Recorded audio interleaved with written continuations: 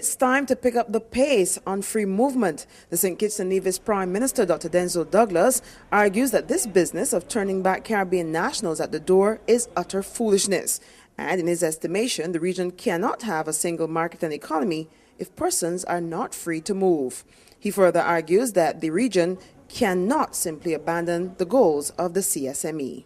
These goals need to be achieved if the community is going to work. And we can't abandon the community idea.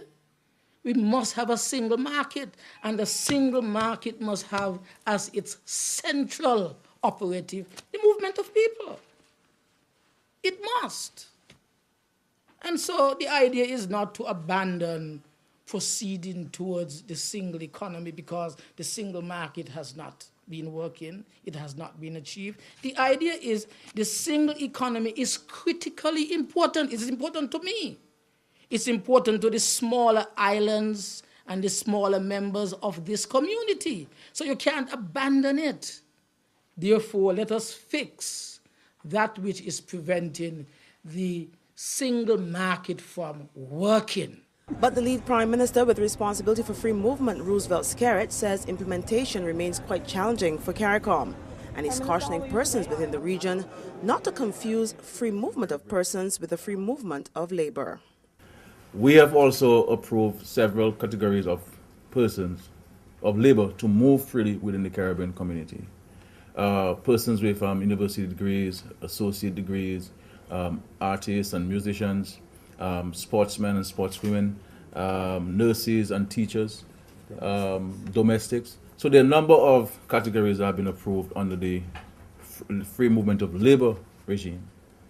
What we've indicated and we've seen over the years is that some countries have raised concerns about going through to a full regime of the free movement of labor.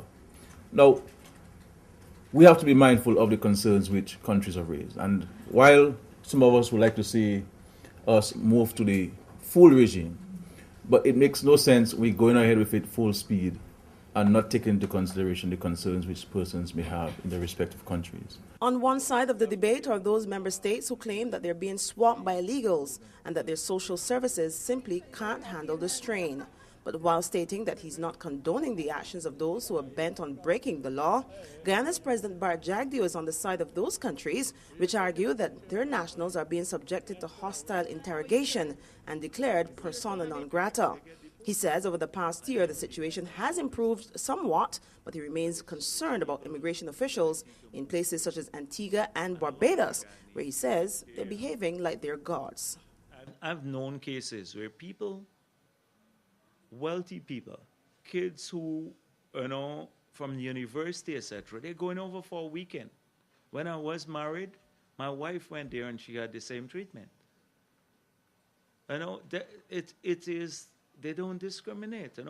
So it can't be just about people who are trying to sneak into your country to work.